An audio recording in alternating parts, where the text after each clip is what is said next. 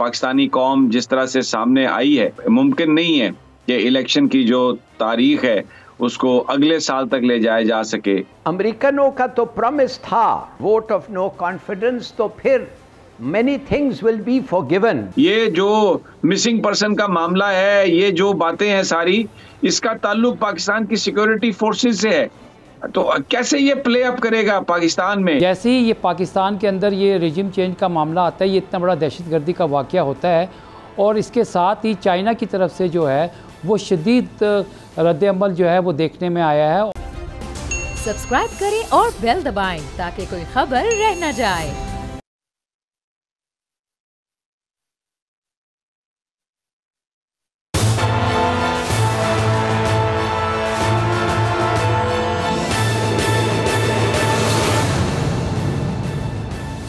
अस्सलाम वालेकुम नाज़रीन, मैं हूँ आपका मेज़बान समी इब्राहिम और आप देख रहे हैं प्रोग्राम तज्ज़िया। मेरे साथ हैं फ़खर रहमान और मेरे साथ हैं जनाब ज़फ़र हिलाली साहब। पाकिस्तान के जो इस वक्त मसाइल हैं, ख़ास तौर पर ये जो एक इम्पोर्टेड गवर्नमेंट की बात हो रही है, और अब तो बिल्कुल पाकिस्तानी कौम जिस तरह से सामने आई है, ये लग रहा है कि मुमकिन नहीं है कि इलेक्शन की जो तारीख़ है उसको अगले साल तक ले जाया जा सके, या उसको जो इस वक्त गवर्नमेंट है उसकी ख्वाहिशात के मुताबिक उस तारीख का तयन किया जा सके। क्या इस वक्त इंटरनेशनली पाकिस्तान फेस कर रहा है सारी सिचुएशन से? सऊदी अरब में भी जो वाक़या हुआ वो भी आपके सामने है। तो ज़फ़र हिलाली साहब से इस बात का आगाज़ करते हैं। हिलाली साहब, आप जो कुछ देख रहे हैं इस वक्त, जिस तरीके से सारे मामला चल रहे हैं, आपको क्या लगता है कि ये $2 बिलियन ज़्यादा IMF देने की बात कर रहा है, लेकिन साथ साथ कंडीशनैलिटीज भी हैं, ये मामला चल पाएगा? आपको चलता हुआ नजर आता है? समी साहब, अमेरिकनों का तो प्रॉमिस था कि अगर कुछ अच्छा फैसला निकल आए from their point of view, vote of no confidence, तो फिर many things will be forgiven, बहुत सारी चीज़ें माफ़ किया जाएगा। तो ये जो $2 बिलियन बग़ैर पूछे IMF ने हमारा क्रेडिट एक्सपेंड किया है, 2 बिलियन से इंक्रीज़ किया है। मेरे ख़्याल में ये उस वादे का ये बता रहा है कि वो वादा अमेरिकनों ने एक लफ्ज़ से पूरा किया। हाँ, बिल्कुल कि प्रेशर आ रहा है आपको कि पेट्रोल की कीमत बताएं, इसलिए कि बढ़ाना चाहिए, इसलिए कि सप्लाई एंड डिमांड की बेसिस है और आपको सब्सिडीज़ नहीं देना चाहिए। तो ये extra $2 billion over a period of time, इसका मतलब ये है कि वो भी आप बढ़ा सकेंगे विदाउट टू मच पेन। तो शर्त तो है, मगर वो शर्त को पूरे करने के लिए अमेरिकनों के ख्याल, IMF के ख्याल में उन्होंने they have provided the cushion.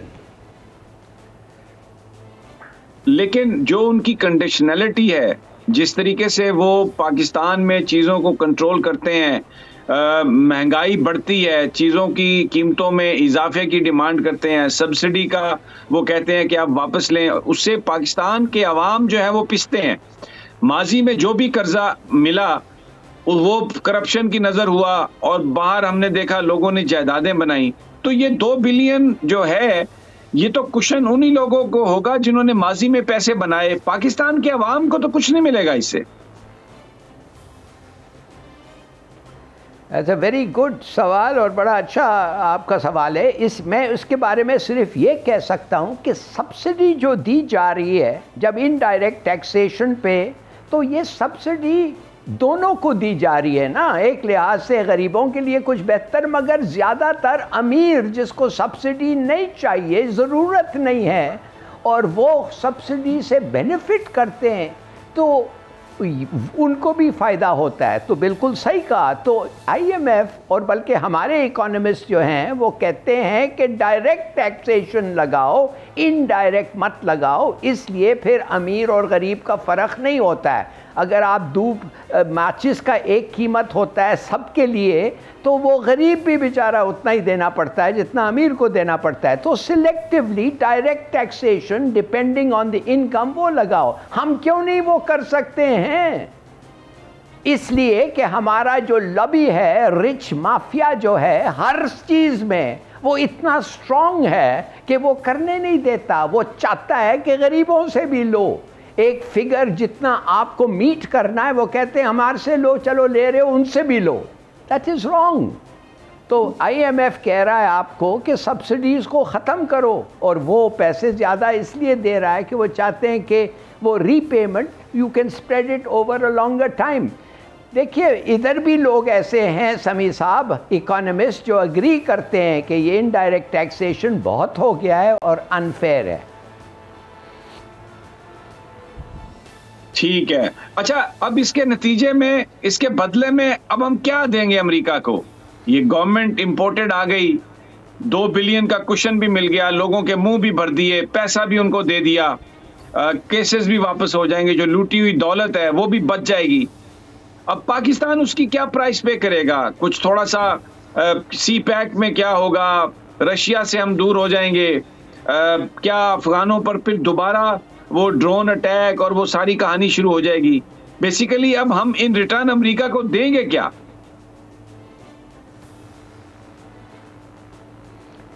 देखिए जिधर तक आपने जिक्र किया है बेसिस के बारे में, मैं आपको बताना चाहता हूं कि ये गलत फहमी है कि अमेरिका ने बेसिस इससे पहले हमें नहीं डिमांड किया।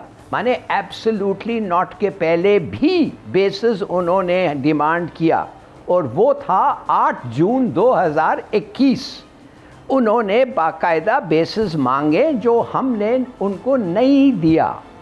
तो जब एब्सोल्युटली नॉट का वक्त आया, जो इमरान खान ने कहा, that was the second time कि वो बेसिस डिमांड कर रहे हैं।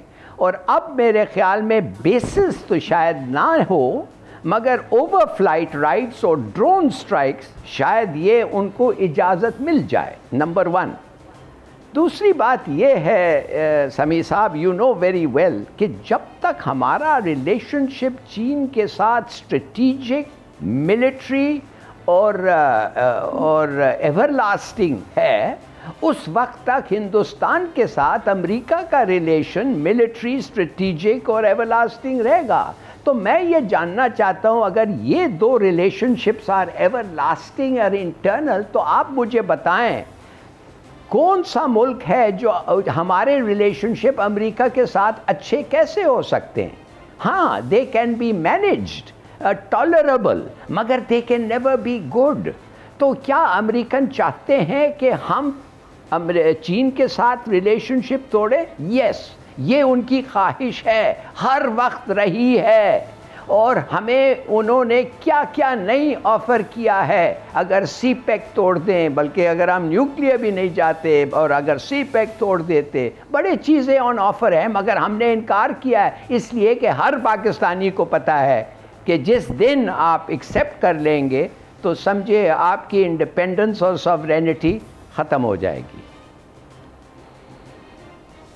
बिल्कुल, ये बड़ी इंपॉर्टेंट आपकी बात है। मैं फ़खर रहमान आपकी तरफ आता हूँ। इंडिपेंडेंट पाकिस्तान की और जो एक हमारा जो एक ख्वाब है, उस पे तो एक कदगन हमें नज़र आ रही है कि जिस तरीके से रिजीम चेंज हुई है। लेकिन मैं पर्टिकुलरली जो कराची का वाक़या हुआ है, मैं उस पर चाहता हूँ आप कमेंट करें। और उससे पहले जो शहबाज शरीफ ने जो बयान दिया था बलूचिस्तान में मिसिंग पर्सन के हवाले से, जिसमें उन्होंने ये कहा कि मैं भी ताकतवर लोगों से बात करूंगा, तो पाकिस्तान की जो एस्टेब्लिशमेंट है, हमारी जो फौज है, उसकी तरफ जो लोग उंगलियां उठाते रहे, उनको इक़्तिदार में लाया गया और इक़्तिदार में आने के बाद भी वो इसको डिफेंड नहीं कर रहे किसी तरह से भी, और उंगलियां उन्हीं की तरफ उठ रही हैं।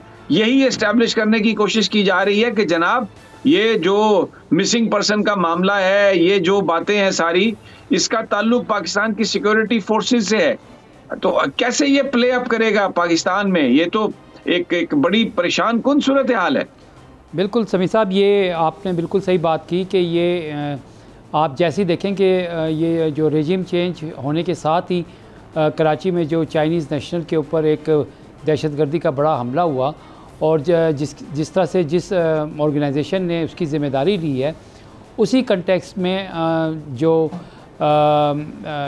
शहबाज शरीफ साहब हैं, उनका जो बयान बलूचिस्तान में आया और वो जो जिस तरफ इशारा कर रहे थे, जिन ताकतवर हल्के की तरफ वो इशारा कर रहे थे, तो ये बाकायदा एक नेक्सस जो था उसको जो है वो एक्सपोज कर रहे हैं। यानी वो ये बता रहे हैं कि हम तो सारा कुछ करने के लिए तैयार हैं और जो ताकतवर हल्के हैं यानी कि इस्टेब्लिशमेंट जो है उससे मैं बात करूँगा। अब आप देखें कि जैसे ही ये पाकिस्तान के अंदर ये रेजिम चेंज का मामला आता है, ये इतना बड़ा दहशतगर्दी का वाक़या होता है और इसके साथ ही चाइना की तरफ से जो है वो शदीद रद्द-ए-अमल जो है वो देखने में आया है और अब वहाँ पर उन्होंने बाकायदा डिप्लोमेटिक लेवल पर पाकिस्तान से इस पर शदीद एहतजाज भी किया है और इससे एक क्वेश्चन मार्क जो है वो भी खड़ा हो गया कि आइंदा जो यहाँ पे पाकिस्तान के अंदर चीन की तरफ से जो सरमायाकारी है और ख़ास तौर पे जो सीपेक का प्रोजेक्ट है, पाकिस्तान और चीन के जो स्ट्रेटजिक रिलेशनशिप हैं वो कैसे आगे बढ़ेंगे। क्योंकि यहाँ पर अगर आप माजी में देखें तो जिस तरह से ड्रोन अटैक हो रहे थे तो वाजबी एक कंडेमनेशन जो थी वो होती रही थी और जिसके बारे में ये बात सामने आ चुकी है कि आसिफ अली ज़रदारी साहब कहते हैं हम मजम्मत करते रहेंगे, आप ड्रोन अटैक्स जारी रखें। अगर ये हमले इसी तरह से जारी रहे तो ये पाकिस्तान के लिए और पाकिस्तान के जो इस वक्त मुल्क के अंदर मुफादात हैं और चीन के साथ जो स्ट्रेटजिक ताल्लुकात हैं उसके ऊपर बड़ी कारी ज़रब जो है वो लग सकती है। और ना सिर्फ ये बल्कि आप देखें कि अफ़गानिस्तान के अंदर भी दहशतगर्दी की प्रॉक्सीज़ मौजूद हैं, यानी कि दाइश जो है ISK जो है ये चाइना के लिए भी और रशिया के लिए भी जो है ये एक बहुत बड़ी थ्रेट समझी जा रही है और इन टेरर प्रॉक्सीज़ के पीछे इंडिया और अमेरिका की जो फिंगरप्रिंट्स हैं वो सबको नज़र आते हैं। तो ये पाकिस्तान जो है वो एक बहुत ख़तरनाक सूरत हाल की तरफ चला जाएगा और इसको अगर अभी इकदाम करके अच्छा फ़खर, मैं जो बेसिकली जो मेरा देखें, मैंने ये आपसे इसलिए पूछा था, जो मैं सवाल करना चाह रहा था, अख्तर मेंगल साहब गवर्नमेंट का हिस्सा हैं, उनके भाई जो हैं, उनके करीबी अजीज़ जो हैं जावेद मेंगल साहब, वो इस ऑर्गेनाइजेशन को वो टेक केयर करते हैं। मुझे ये बताइए कि ये जब वो हुकूमत का हिस्सा बन गए हैं तो फिर वो जो दहशतगर्दी की कार्रवाइयाँ हो रही हैं, जो ये सारे, कैसे उनको पकड़ा जाएगा? कैसे, how will you take them to the court of law? बिल्कुल, मैंने आपको यही बताया कि ये जो इस वक्त जो इम्पोर्टेड गवर्नमेंट आई हुई है, इसका सर्वाइवल जो है इस दहशतगर्दी के हमले के बाद जो है वो क्वेश्चन मार्क हो गया। क्योंकि जो आप बात बता रहे हैं बड़ी अहम है। अभी बाप पार्टी के एक इम्पोर्टेंट MNA जो है हलफ भी उठाया और उन्होंने यहाँ पर अपने एक बलोच की आज़ादी का झंडा जो था उसका बैज भी लगाया हुआ था, वो भी इस वक्त सोशल मीडिया के ऊपर बहुत वायरल है। तो ये बहुत बड़ा नेशनल सिक्योरिटी का मामला जो है वो खड़ा हो गया।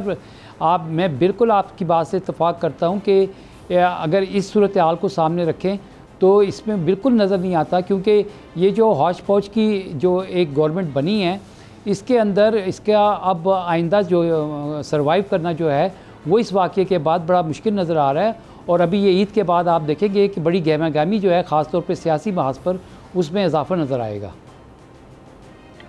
ज़फ़र हिलाली साहब, चाइना का बड़ा रिएक्शन आया, बहुत ज़्यादा रिएक्शन आया है। पहले धासू डैम पर भी जो हमला हुआ था उस पर भी उनका बड़ा रिएक्शन आया। जब वो लोग जो हमला करने वाले हैं, जब वो गवर्नमेंट का हिस्सा हैं, अब अख्तर मेंगल साहब गवर्नमेंट का हिस्सा हैं, उनके करीबी अजीज जो हैं वो ये रेजिस्टेंस ग्रुप सो कॉल्ड जो है उसको वो चला रहे हैं, अचकजई साहब मौजूद हैं, तो चाइना की जो हुकूमत है वो तो बहुत अनकंफर्टेबल हो जाएगी। तो इस गवर्नमेंट को इन प्लेस करके ही अमेरिका ने वो एक जो ऑब्जेक्टिव था उसका बहुत सारा हिस्सा जो है वो तो अचीव कर लिया। डेफिनेटली अब इसकी इन्वेस्टिगेशन पर और जिस तरह ये चीजों को आगे लेके जाएंगे, कौन इन पर एतबार करेगा? चाइना कैसे इन पर एतबार करेगा?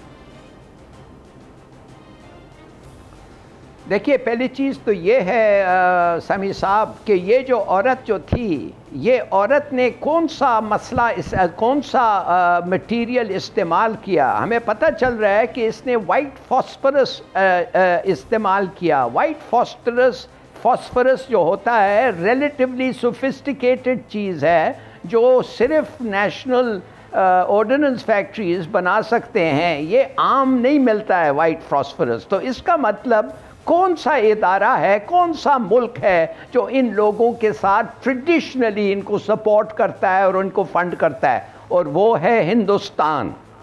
तो जब तक हिंदुस्तान इन लोगों को पैसे देगा, और आप देखिए ये बुरखा पहनी हुई, that's another kind of Islamophobia also, to associate terrorism with burqa clad people. तो जब तक ऐसा चलता रहेगा तो ये डेंजर है कि इस किस्म के वाक़या होंगे। क्या चीन समझता है कि हम हर वाक़या को प्रिवेंट कर सकते हैं, हर चीज़ को हम वी कैन डू इट? और हमारी फेलिंग है या निगलेक्ट है कि अगर हम नहीं कर सकते? कुछ हद तक depending on the instrument incident कह सकते हैं, मगर अगर वो वाकई पाकिस्तान के साथ दोस्ती करना चाहता है, रहना चाहता है, और इधर अपना क्या कहते हैं ये करना है, इफ़ दे वांट टू ले the foundations of a everlasting relationship जैसे वो करते हैं, तो ये रिस्क उनको लेना पड़ेगा। ऑफ कोर्स हमारा फ़र्ज़ बनता है कि उनको प्रोटेक्ट करें, और इंशाल्लाह हम करते रहेंगे, मगर कौन गारंटी कर सकता है कि एक ऐसा इंसिडेंट नहीं होगा? इसलिए कि लुक एट द पीपल, जिस किस्म की आर्मिंग उनको दी जा रही है। आपने देखा होगा वो जो आदमी बता रहा था, जस्टिफाई कर रहा था इस औरत के अटैक, उसको कपड़े उसके देखें, उसके वेपन्स इसे देखें, वो तो एक और हुलिये में था। और ये जावेद सहगल जो है, ये जिनीवा में मैसेराटी या लैम्बोर्गिनी गाड़ियाँ चलाता है। बिल्कुल आपने सही कहा, ये तो कंप्लीट फंडेड बाय इंडिया, इनके पास बड़े पैसे आते हैं, क्यों नहीं अमेरिका उनको पकड़ता है? इसलिए इट सूट्स अमेरिका। मैं तो कहूँगा कि क्या पता वो मुल्लबिस हैं इसमें। ये हमें लड़ना पड़ेगा चीन के साथ, मगर अगर चीन नहीं लड़ना चाहता या रिस्क नहीं लेना चाहता तो दैट्स अप टू देम, हम तो लड़ेंगे। नहीं हिलाली साहब, चाइना का जो रिस्क है वो, या जो आप बात कर रहे हैं वो अपनी जगह पर, लेकिन एक बड़ा सवाल ये है कि जो लोग स्पॉन्सर्ड हैं इन हमलों के, अगर वो पार्ट ऑफ गवर्नमेंट हैं, अगर वो हुकूमत का हिस्सा हैं, तो फिर आप चाइना को क्या दोष देंगे? अगर जो लोग ये सब कर रहे हैं, रेजिस्टेंस, सो कॉल्ड अटैक्स कर रहे हैं, हमले कर रहे हैं, तो वो उसकी सपोर्ट अगर गवर्नमेंट में है, तो फिर क्या करे चाइना?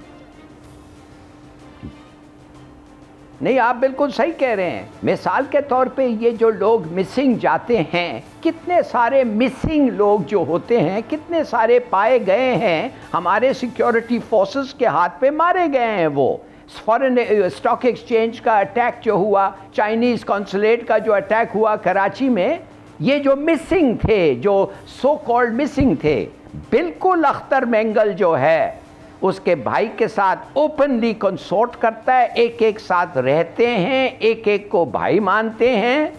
और अगर हमारा इंटेलिजेंस अलग नहीं कर सकता है उनको, और हमारे इंटेलिजेंस के पास ऐसे चीज़ें नहीं हैं जो उसको रोक सकते हैं, तो yes, it is a massive failure.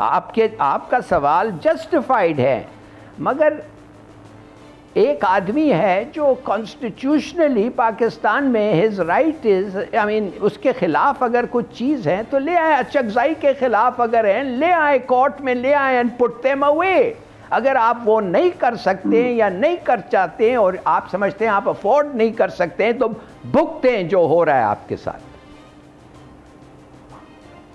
फिर इसमें अब ये जो एक सवाल फिर उठाना तो पड़ता है ना हिलाली साहब, इससे भले कोई राजी हो भले कोई नाराज हो, लेकिन हमारी ये मजबूरी बनती है। ये जो एक गवर्नमेंट बनाई गई है, भानुमति का कुंभा है, और ये इतनी सारी जमातें जिनके ना आपस में मैनिफेस्टोज एक हैं, आपस में गाली गलोच करते थे, उनको हमारी एस्टेब्लिशमेंट ने इकट्ठा करके बिठा दिया। और तो अब बुनियादी तौर पर तो ये लोग जो फैसिलिटेटर हैं इन धमाकों के, वो अगर हुकूमत में हैं तो उसकी जिम्मेदारी जिन पर है वही उन्हीं से ही हम तवक्को करते हैं कि वही हमारी हिफाजत करेंगे। तो ये बड़ी एक कंफ्यूजिंग स्टेट है, ये इसमें लोग परेशान हैं, लोगों को समझ नहीं आ रही कि ये सब मामला क्या हुआ। आपकी समझ में क्या आ रहा है हिलाली साहब? देखिए, एक लिहाज से आपने जो इंसिनुएशन किया सही है। देखिए, 12 MNAs जो हैं बलोची, वो सिर्फ़ और सिर्फ एक फ़ोन कॉल के लिए ठहरे हुए थे। एक एक्स चीफ मिनिस्टर ने किसी को बताया कि अगर एक फ़ोन कॉल आ जाता तो हम इसके खिलाफ वोट नहीं करते। किसके खिलाफ? इमरान खान के खिलाफ। मगर वो जब नहीं आया तो हमें we took it as go ahead कि आप अपना डील स्ट्राइक करें। तो दे देन वेंट और अपने डील्स उन्होंने बनाए।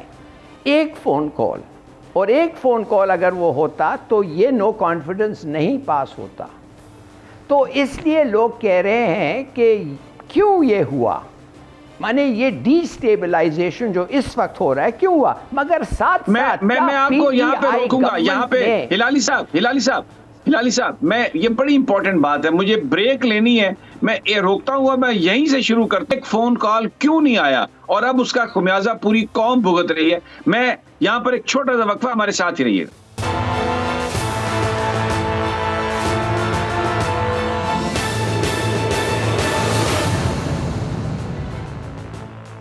वेलकम बैक नाजरीन। बड़ी इंपॉर्टेंट बात हो रही थी ब्रेक पर जाने से पहले जफर हिलाली साहब के साथ, जिसमें वो जिक्र कर रहे थे। मेरा सवाल था उनसे कि ये जो सारा इस वक्त जो हुकूमत बनाई गई है, जो इम्पोर्टेड गवर्नमेंट जिसको कहा जाता है, ये आपस में मिल ही नहीं सकते थे, लेकिन ये मिले और अभी भी अगर ये कायम है गवर्नमेंट में तो सिर्फ इसलिए कि इनके पीछे एस्टेब्लिशमेंट है। और हिलाली साहब इसका जवाब देते हुए बता रहे थे कि 12 बलोच MNAs, उनका ये कहना था कि अगर एक फ़ोन कॉल उन्हें आ जाती तो वो इमरान खान के खिलाफ वोट नहीं देते। तो हिलाली साहब, मैं चाहता हूं कि यहीं से आप बात शुरू करें और जो आप कहना चाह रहे थे कि फिर हम किसकी तरफ देखें, किसको हम पकड़ें, किससे हम सवाल करें। देखिए, नहीं, सवाल आप PTI से करें और लीडरशिप से करें। क्या हर वक्त आप चाहते हैं कि इस्टेब्लिशमेंट आके लोगों को कहें कि वो कुछ करना चाहिए? भाई आपका गवर्नमेंट है, आप उनसे क्यों नहीं इंगेज कर सके? क्या आपको पता नहीं था कि वो नाखुश हैं? क्या आपको पता नहीं था कि जिस किस्म की टैक्टिक्स ऑपोजिशन इस्तेमाल कर रहा था और जिस किस्म के पैसे वो दे रहे थे कि ये आपका फ़र्ज नहीं है? How can you abandon this और इस्टेब्लिशमेंट को कह दें नहीं नहीं तुम कह दो? वाई? वो थक गए तुम्हें कहते कहते, यही तो उसका मसला है। वो थक गए तुम्हें कहते कहते कि ये करो, वो करो, ये करो। भाई अगर क्यों नहीं आप कर सके? नहीं, आप मुझे जवाब दें समी साहब, क्या इनको पता नहीं था कि वो नाखुश थे? क्या इनको पता नहीं था कि 20-20 और 30-30 करोड़ का ऑफर आ रहा था? और 20, हाँ जी जी हिलाली साहब, देखें, आपने खुद फरमाया कि जून 2021 में मांगे गए अड्डे, एब्सोल्युटली नॉट कहा गया वजीर आजम की तरफ से। तो आपको भी पता है, मुझे भी पता है कि बहुत सारी जो हमारी ऑफ द रिकॉर्ड मीटिंग्स हो रही थी, जो लोग बातें कर रहे थे, वो कह रहे थे कि ये इमरान खान ने हमें एक बिल्कुल डिप्लोमेटिकली एक ऐसी टनल में भेज दिया है जहां पर आगे कोई रास्ता नहीं है। ये वजीर आजम को नहीं कहना चाहिए था।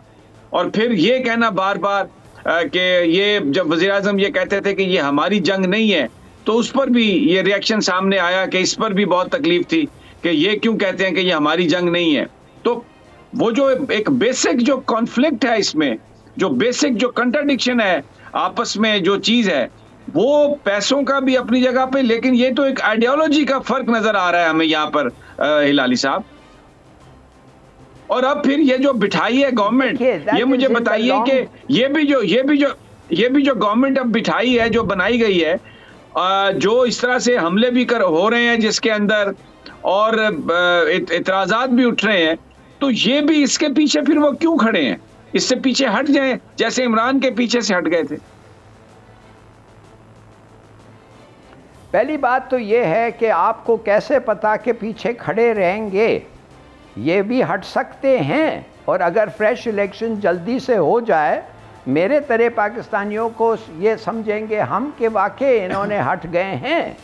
मगर देखिए, मैं आपसे ये पूछना चाहता हूँ कि अगर एक गवर्नमेंट आती है और उसको पता नहीं चलता है कि किस तरीके से गवर्न करें, क्या हर बार उन लोगों के पास जाए जो उनका जान बचा के कहते हैं प्लेट में चलो आओ, तुम नहीं कर सके, हमने ये भी कर दिया, ये भी कर दिया, वो भी कर दिया। आपने वो सुना होगा जो, मैं माफ़ करिए, मैं कह सकता हूँ, अब बेचारा आर्मी चीफ वो जो ऑफिसर से बात करते हुए उन्होंने जिक्र किया कि भाई क्या क्या नहीं किया हम। तो आप तो ये बिल्कुल मानने के लिए तैयार नहीं है कि it is not the fault of the PTI government. मैं कहता हूँ ठीक है, यंग गवर्नमेंट, इनएक्सपीरियंस गवर्नमेंट, उनकी लीडरशिप, इमरान के अलावा दूसरे जो थे वो इलेक्टेबल्स थे, और इलेक्टेबल्स की हम जानते हैं उनके क्या किस्म की मोरालिटी होती है और किस चीज़ पे वो एम्फसाइज करते हैं। मगर 3 साल तो हो गए, आपको एक वोट ऑफ नो कॉन्फिडेंस जीतना था। मैं जानना चाहता हूं कि how was this not possible. हाँ, फिर आगे आके कहें कि एस्टैब्लिशमेंट ने कहा था no you must vote against him, मगर वो नहीं कहा उन्होंने। जो लोग कह रहे हैं अच्छा, आज, इसमें नहीं, हिलाली हम एक फोन कॉल के लिए ठहरे हुए थे, उन्होंने तो नहीं किया। आपका बड़ा वैलिड पॉइंट है ये कि ये इन्होंने क्यों नहीं ये कर सके। तो फिर उसमें मेरा सवाल ये है कि वो जो साइफर है, वो जो केबल है, वो उसकी फिर एक इंक्वायरी तो होनी चाहिए ना, पता चले कि उसमें क्या था। क्योंकि जो मुझे सोर्सेज बता रहे हैं उसमें ये लिखा हुआ था कि डोनाल्ड लू ये कहता है कि हर कोई ऑन बोर्ड है, हर ताकत, इमरान किसी की बात नहीं सुन रहा, सब हमारे साथ ऑन बोर्ड हैं। ये बड़ा एक स्पेशल फिक्रा है कि सब हमारे साथ ऑन बोर्ड हैं।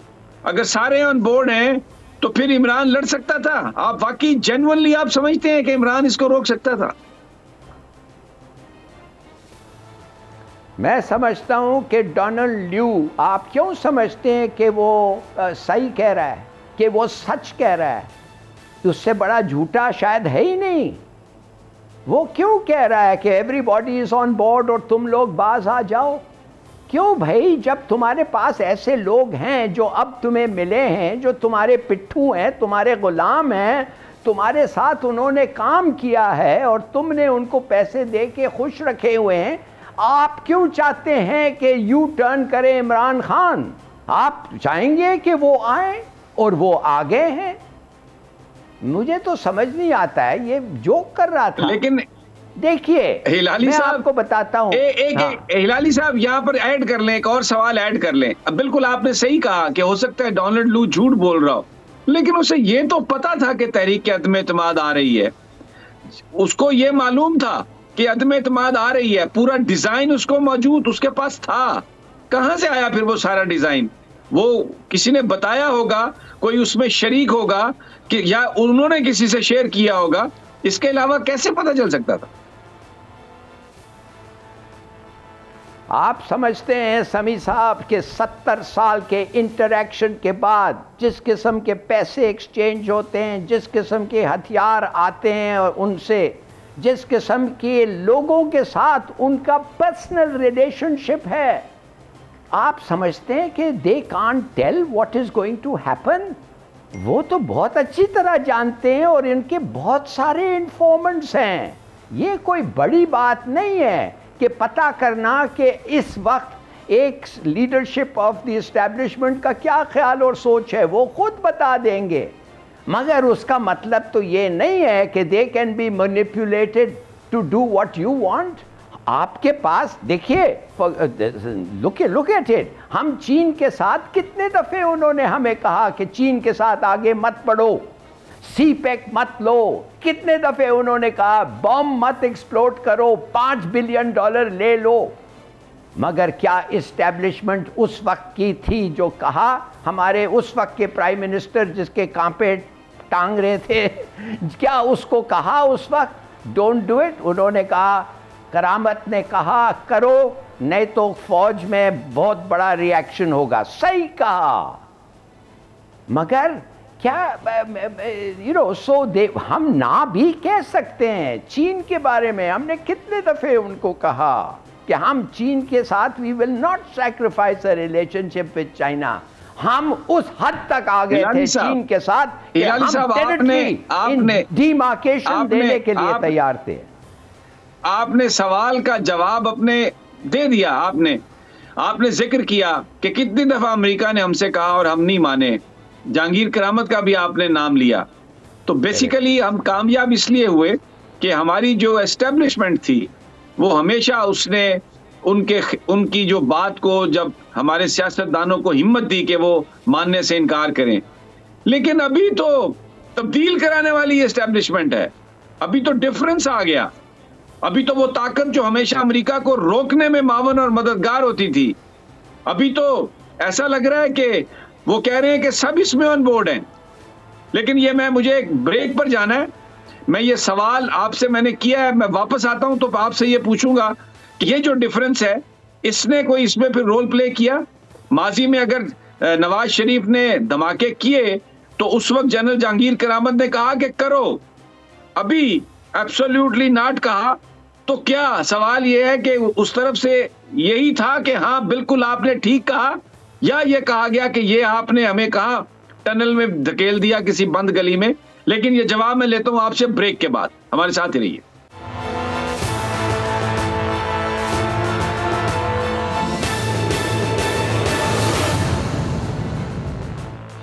वेलकम बैक नाजरीन। ब्रेक पर जाने से पहले मैंने हिलाली साहब से ये सवाल किया कि माजी में अमेरिका बहुत कुछ कहता रहा, लेकिन हमारे सियासतदानों ने वो नहीं किया, इसलिए वो कामयाब हो गया अमेरिका के आगे।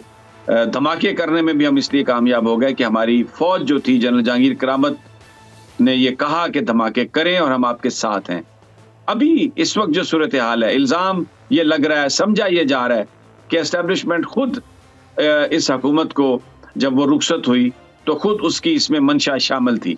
तो इन हालात में सियासतदान क्या कर सकते हैं? जी हिलाली साहब, ये डिफरेंस तो है ना माजी से, अगर हम कंपेयर करें तो?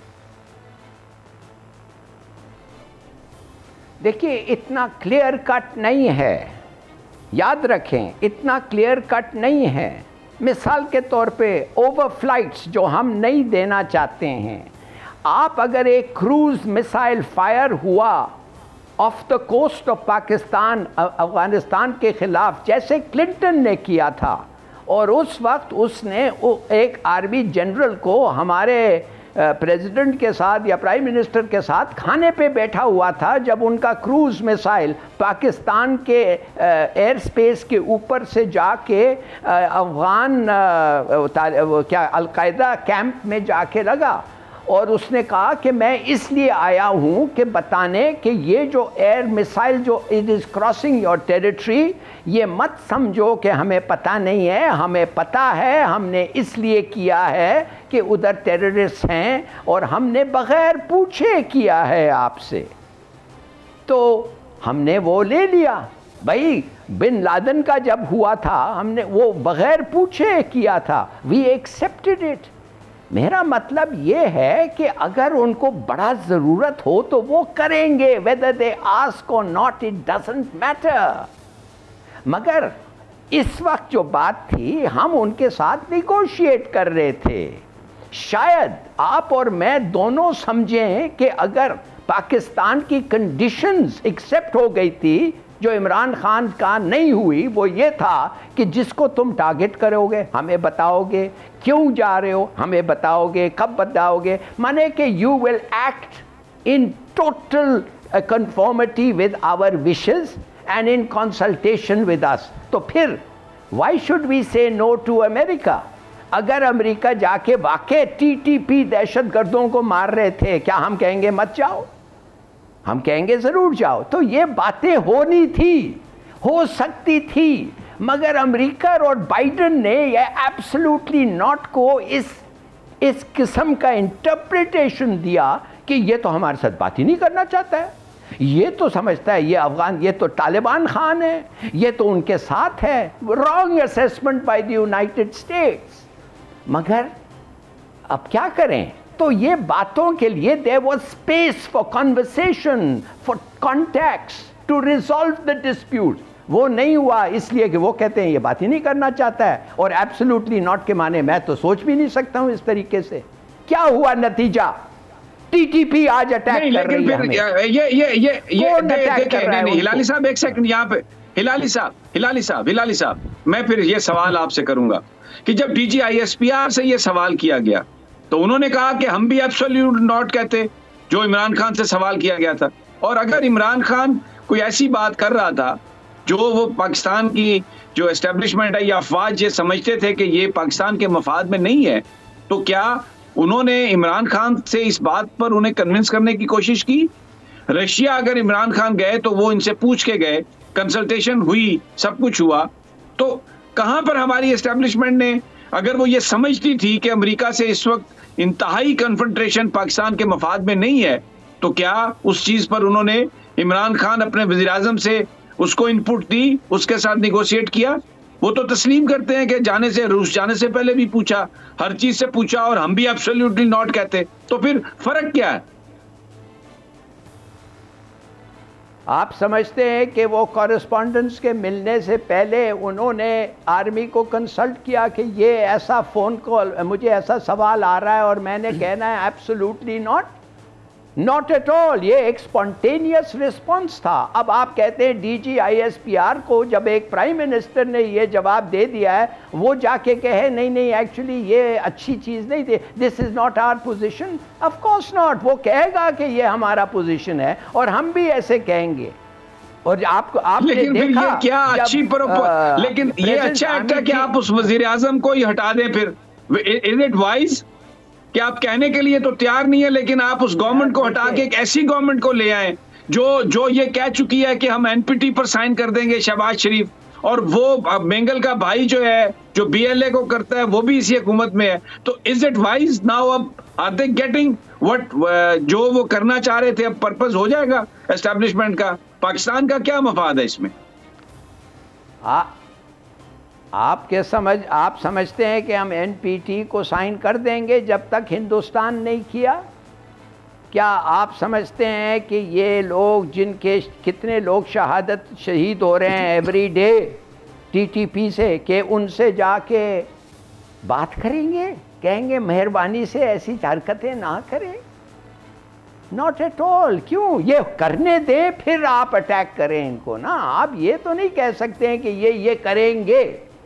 नहीं, मैं आपकी बात से मैं एग्री करता हूं। एस्टैब्लिशमेंट नहीं चाहती, एस्टैब्लिशमेंट नहीं करेगी, फौज NPT पर साइन नहीं करेगी। लेकिन जो वजीर आजम है शमशाद साहब कह चुके हैं कि 1998 में अमेरिका से इसने कहा था कि हम NPT पर साइन करेंगे। कैसे रोकेंगे आप इस वजीर आजम को? अगर ये वजीर आजम जो उसका भाई कह रहा था वही करता रहे, तो आप देखेंगे ये ज़्यादा देर तक लास्ट नहीं करेगा। मुझे नहीं पता कि शहबाज शरीफ क्या करेगा और नवाज़ शरीफ हमें पता है क्या करता था, मगर एक चीज़ मैं आपको बता दूं, और आपने दो चीज़ों का जिक्र किया है, एक है NPT पे। आपको मैं बता दूं कि अगर हमने न्यूक्लियर नॉन प्रोलिफरेशन ट्रीटी को साइन किया और हिंदुस्तान ने नहीं किया, तो मैं खुद सड़कों पे निकलूँगा और पूरा पाकिस्तान निकलेगा। अगर मेरे तरह एक बुढ़ा निकल सके तो बहुत और लोग हैं जो निकलेंगे। और अगर इन्होंने कोई ऐसी डील की तालिबान के साथ जो ऐसा महसूस होता है कि वो जीत गए हैं, आपको पता है कि इस वक्त खैबर पख्तूनख्वा के ट्राइबल एरियाज़ में वही सिचुएशन है जो आई एम सॉरी टू से लगता है कि बलूचिस्तान में है। वो क्यों है भाई? किधर है ये गवर्नमेंट? किधर है ये रिजॉल्व? क्यों? There is a time to fight and a time to talk. तो आप ना बात कर रहे हैं ना लड़ रहे हैं। लड़ इसलिए नहीं रहे कि कह रहे भाई भाई भाई भाई, वो तुम्हारे को आके मार रहे हैं, फना कर रहे हैं तुम्हें। देख नहीं रहे आप? आपने कभी सुना है कि अक्रॉस द बॉर्डर आपके लोगों को मार रहे हैं? माने कि वो अफगानिस्तान में खड़े होके आपको मार रहे हैं और आप कुछ नहीं कर रहे हैं, आखिर आपको करना पड़ा। तो देखिए हमने देख लिया इन लोगों को। ये पॉइंट बिल्कुल आपका हिलाली साहब ठीक है। मैं क्योंकि वक्त कम है, मैं सिर्फ फखर रहमान से मैं जाना चाहता हूँ। फखर, माजरत के साथ मैं ज्यादा आपसे गुफ्तगू नहीं कर सका क्योंकि हिलाली साहब हमारे पास मौजूद थे और बड़ी इंपॉर्टेंट वो डिस्कशन कर रहे थे। ये सारी सिचुएशन आपने देखी, बिल्कुल ऐसा लगता है कि हमारी जो एस्टेब्लिशमेंट है वो ये समझ रही है कि ऐसे मौके पर अमेरिका के साथ बिल्कुल जो ताल्लुक ख़त्म करना वो शायद पाकिस्तान के मफाद में नहीं है, और इसीलिए उन्होंने इमरान खान जब हटाए जा रहे थे तो उसमें उनको रोकने की कोशिश नहीं की, या अपोजिशन को ताकत भी दी कि चलें इस एक दफ़ा हम अमेरिका का गुस्सा ठंडा करें। लेकिन मेरा सवाल आपसे ये है, जो कंसर्न्स हैं, जिस तरीके से मामला चल रहे हैं, अगर ये गवर्नमेंट स्टे ज़्यादा करती है, इलेक्शन नहीं होते, तो फिर एस्टेब्लिशमेंट के लिए प्रॉब्लम नहीं आएगी कि वो जो पाकिस्तान के इंटरेस्ट हैं उसको भी वॉच करे, अवाम के साथ भी एक अपना मोहब्बत का रिश्ता या इत्मीनान का रिश्ता जो ब्रेक हो रहा है इस वक्त, बहुत सारे लोग शाकी हैं, वो क्या, how do you see that? जी समी साहब, बिल्कुल, ये अगर गवर्नमेंट जो है तवालत इख्तियार करती है तो इसके नेगेटिव इम्पैक्ट जो हैं वो हमारी इस्टेब्लिशमेंट के ऊपर आएंगे। जिस तरह से इमरान खान ने एहतजाज और बड़े लॉन्ग मार्च की बात भी कर दी है और अगले महीने जो है वो इस तरह करने जा रहे हैं, तो इससे सूरत हाल जो है वो काफ़ी गंभीर होगी। और चाइना में आपने देखा होगा कि चाइनीज़ मीडिया में ये बात आ चुकी है कि पाकिस्तान में जो रेजिम चेंज हुई है ये अमेरिका ने कराई है, यानी कि इस वक्त जो पाकिस्तान में हुकूमत है इसको प्रो अमेरिका और एंटी चाइना जो है वो समझा जा रहा है। तो इस ज़मन में आप देखें कि ये जिस तरह से जो दहशतगर्दी का पहला वाक़या जो पेश आया है, अगर ये इसी तरह से कंटिन्यू रहा और इसी तरह से इस पार्टी के जो लोग हैं वो हुकूमत में भी रहे, तो फिर मामलात जो हैं वो और ज़्यादा गंभीर होंगे और ये सूरत हाल इस तरह ज़्यादा नहीं चल सकेगी। आप जिस तरह ज़्यादा नहीं चल सकेगी। बहुत मुझे बहुत आपका, मैं माफ़ी भी चाहता हूँ फ़खर रहमान, ज़्यादा आपसे बात नहीं कर सका लेकिन वक्त ख़त्म हो गया। हिलाली साहब आपका बहुत बहुत शुक्रिया, और अगर कोई मैंने कुछ सवाल कर दिया हो तो उस पर भी मेरी माज़रत आपसे, क्योंकि we have great respect for you. इजाज़त दीजिए नाज़रीन, इंशाल्लाह कल फिर मुलाकात होगी। अल्लाह निगहबान।